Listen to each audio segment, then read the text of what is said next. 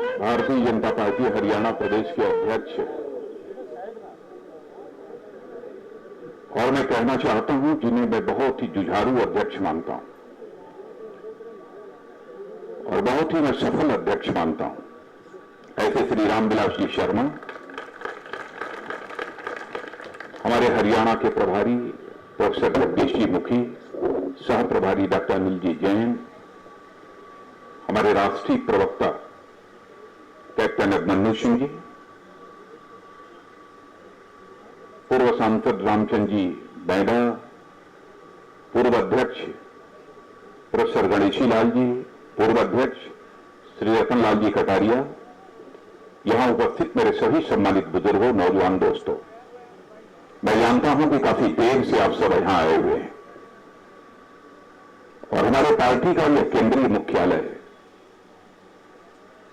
यहां का मैं अध्यक्ष हूं। फिर भी जो आपके अंदर मैं उमंग और उत्साह देख रहा हूं, मेरा विश्वास और यह पक्का बन गया है, जब हरियाणा में भी भारतीय जनता पार्टी की विजय पताका फहराने से अब हमें कोई ताकत रोक नहीं सकती। लेकिन कुछ बोलने के पहले मैं आप सबसे यह जानना चाहता हूं कि पानी वानी पिया है आप लोगों ने, कुछ खाया पिया है कि नहीं खाया पिया? क्योंकि आप हमारे कार्यालय में आए हैं और जैसे आज आपने हमारे रमेश जी कौशिक, नरेश जी कौशिक और हमारे जितेंद्र काका,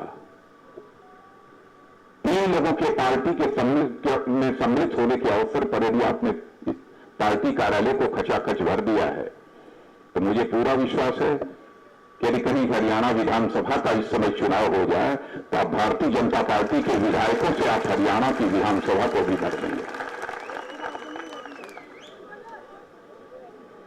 रमेश जी इसके पहले भी मुझसे एक दो बार मिल चुके हैं और आज रमेश जी जिस समय यहां पर भाषण कर रहे थे, मैं बहुत ही गौर से उनके भाषण को सुन रहा था। उनके एक एक शब्द को मैं बहुत ही गंभीरतापूर्वक सुन रहा था और नख से लेकर सिख तक उनकी तरफ मैं नजर गड़ाए हुए था। मैं कह सकता हूं बहनों भाइयों, राजनीति में ऐसे बिरले ही नेता हुआ करते हैं जिनके अंदर इतनी विनम्रता और शालीनता देखने को मिलती है। लगातार दो बार मंत्री रहने के बावजूद इतनी विनम्रता और शालीनता कि मैं किसी के बारे में कोई कटु नहीं कहना चाहता हूं, किसी के बारे में मैं कोई बुरा नहीं बोलना चाहता हूं। कहां होता है आज के जमाने में? रमेश जी, आपके पार्टी में शामिल होने से निश्चित रूप से हमारी भारतीय जनता पार्टी को बहुत बड़ी ताकत मिलेगी। मैं आपका अभिनंदन करता हूं, आपका स्वागत करता हूं। नरेश जी कौशिक जैसा भी एक नौजवान म्युनिसिपल काउंसिलर हैं और जिला परिषद के सदस्य हैं और कांग्रेस पार्टी के जिला उपाध्यक्ष हैं। नौजवान आदमी ने, मैंने देखा, उनका भाषण तो भी नहीं सुना, लेकिन आगे कभी उनका भी भाषण मैं सुनूंगा। उन्होंने भी पार्टी की संस्था स्वीकार की है, मैं उनका भी अपने पार्टी में स्वागत करता हूं। और सब तो सब, रमेश जी आपको बधाई देना चाहता हूं, आप आए तो अकेले नहीं आए, नरेश जी भी आए और साथ ही आप एक काका भी लेकर हरियाणा पे चले आए।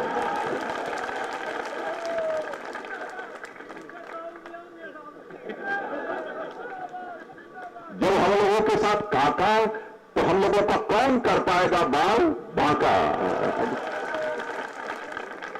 शायद रमेश कौशिक जी ने इसीलिए सोचा कि कोई काका जरूर ले चलना चाहिए।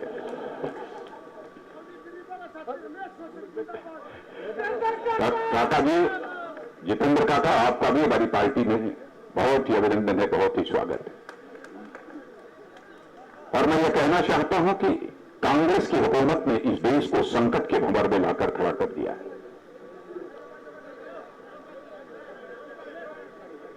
और इस संकट के भंवर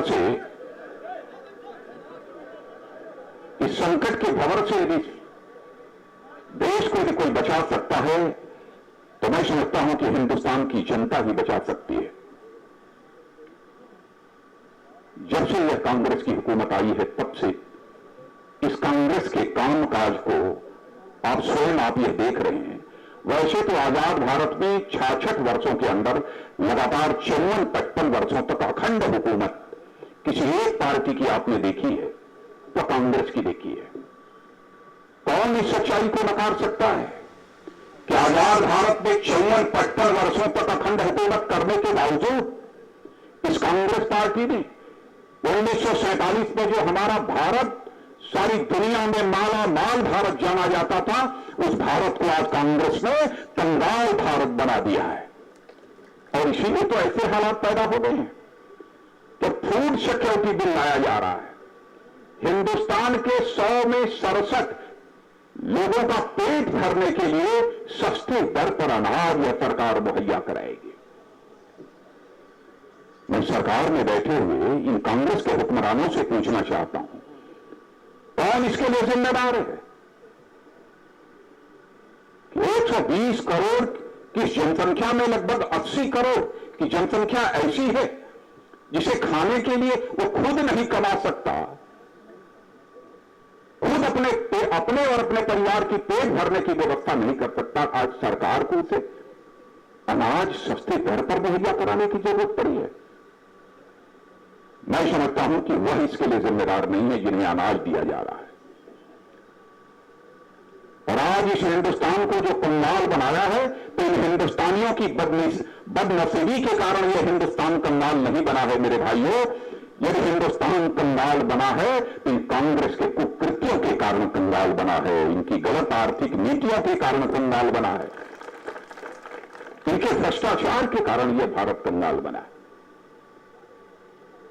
क्या हालत, जब 2004 में इनकी सरकार बनी थी उस समय ही कहा था कि 100 दिन के अंदर हम फूड सिक्योरिटी बिल लाएंगे। 9 वर्षों का समय गुजर गया। अब जाकर जब यह चुनाव का अंतिम वर्ष है तब इन्होंने कहा कि चुनाव आ गया है, लॉलीपॉप अब सारे गरीबों को दिया जाना चाहिए, इसलिए अब सस्ते दर पर गरीबों के बीच अनाज बांटा जाएगा। गरीबों की गरीबी के साथ क्रूर मजाक यह सरकार कर रही है। उनकी नीयत और ईमान को खरीद कर सरकार बनाना चाहती है। मैं आपसे पूछना चाहता हूं, क्या हिंदुस्तान में ऐसी ही सरकार चलनी चाहिए? बहनों भाइयों, 120 करोड़ की जनसंख्या यह हमारे हिंदुस्तान की है। चीन के बाद इस दुनिया का जनसंख्या की दृष्टि से सबसे बड़ा देश यदि कोई है, दूसरा तो हमारा भारत है। दुनिया के छोटे छोटे देश 15-20 वर्षों में अपने को दुनिया के ताकतवर देशों की कतार में लाकर खड़ा कर दिए, लेकिन उनकी 54 वर्षों की अखंड हुकूमत के बावजूद आज भी हमारा भारत दुनिया के गरीब देशों में गिना जाता है। और जानते हैं, ये फूड सिक्योरिटी बिल, खाद्य सुरक्षा बिल जो लाया जा रहा है, जो ऑर्डिनेंस जिसका जारी हुआ है, उस पर सकल घरेलू उत्पादन, सारे देश की आमदनी नापने का एक तरीका होता है। सकल घरेलू उत्पादन का 3% खर्च होगा। और एक अर्थशास्त्री ने यह कहा है कि पूरे सकल घरेलू उत्पादन का 1% खर्च किया जाए तो 35 लाख नौजवानों के हाथों को रोजगार मुहैया कराया जा सकता है।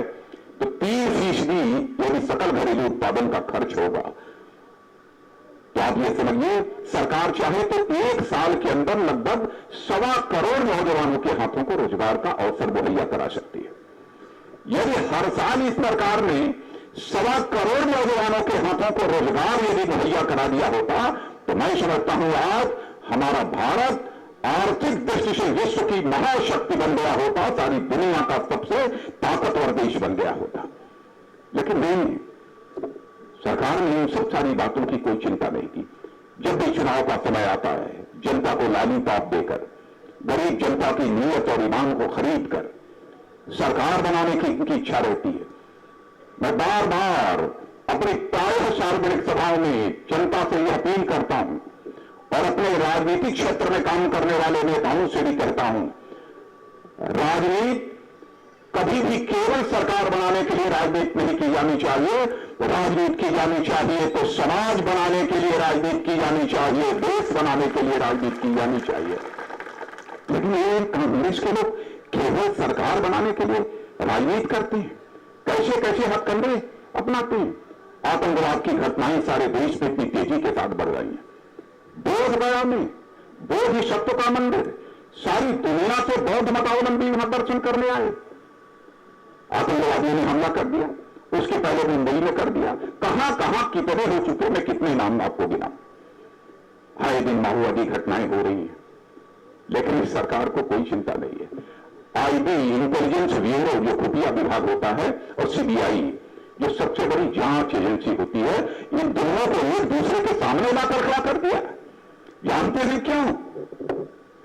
कैसे हमारे गुजरात के मुख्यमंत्री नरेंद्र मोदी को परेशान किया जाए। सचमुच यदि हम आंतरिक सुरक्षा के संकट से अथवा इस आतंकवाद, माओवाद, उग्रवाद के संकट से देश को निजात दिलाना चाहते हैं, चाहे वह आईबी हो, चाहे वह सीबीआई हो, चाहे वह सिक्योरिटी एजेंसी, सुरक्षा एजेंसियां क्यों न हो, सबमें परस्पर समन्वय होना चाहिए। तभी जाकर हम इस आंतरिक सुरक्षा के संकट से इस देश को छुटकारा दिला सकते हैं, और कोई दूसरा चारा नहीं। लेकिन केवल नरेंद्र मोदी यदि लोकप्रिय नेता है तो उन्हें परेशान करो। लेकिन इतना भी मैं बतलाना चाहता हूं, सोनिया जी, मनमोहन सिंह जी, आप परेशान कर सकते हो, लेकिन मुझे पूरा विश्वास है कि इस देश की सबसे बड़ी अदालत में भी हमको इंसाफ मिलेगा, और जनता की अदालत में भी हमको इंसाफ मिलेगा। और भारतीय जनता पार्टी निश्चित रूप से इस हिंदुस्तान में बहुमत के आधार पर अपनी सरकार बनाएगी। सरकार बनने के बाद हम क्या करेंगे, कैसे करेंगे, मैं चाहता हूं कि बहुत वादे आपके बीच में करने की आवश्यकता नहीं है। कभी हरियाणा आऊंगा तो लंबा भाषण करूंगा। मैं जानता हूं कि काफी देर से आप सब लोग यहां पर बैठे हुए, इसलिए लंबी चौड़ी कोई बात नहीं करूंगा। एक बात और कहकर अपनी बात को समाप्त करना चाहूंगा। ध्यान रखिएगा आप लोग बराबर, अपनी विफलताओं पर से आपका ध्यान हटाने के लिए यह सांप्रदायिकता, धर्मनिरपेक्षता, कम्युनिज्म और सेकुलरिज्म के बीच यह कांग्रेस की सरकार जानबूझकर सारे हिंदुस्तान में बात चलाना चाहती है, ताकि जो महंगाई बढ़ी है उससे देश की जनता का ध्यान बच जाए, हमारा जो भ्रष्टाचार है उसकी तरफ से जनता का ध्यान बच जाए। इस देश में अन्य बहुत सारे बेरोजगारी के, गरीबी के, यह सब संकट हैं, इससे देश की जनता का ध्यान बच जाए। इसलिए सरकार देश की जनता का ध्यान बटाने के लिए तरह तरह के नए नए हथकंडे अपना रही है। उसके प्रति हम सबको सजग रहने की आवश्यकता है। और आज इतनी देर से बैठे होने के बावजूद आप लोगों के अंदर जो उमंग और उत्साह में देखा हूं, सचमुच आज मेरा मनोबल हरियाणा के बहनों भाइयों ने फिर से बढ़ा दिया है। और मैं फिर से रमेश जी कौशिक, जितेंद्र काका, नरेश जी कौशिक और जिन लोगों ने भी पार्टी की सदस्यता स्वीकार की है, उनके सारे समर्थकों को भी अपनी तरफ से बधाई देता हूं और आप सबको धन्यवाद देते हुए अपना निवेदन समाप्त करता हूं।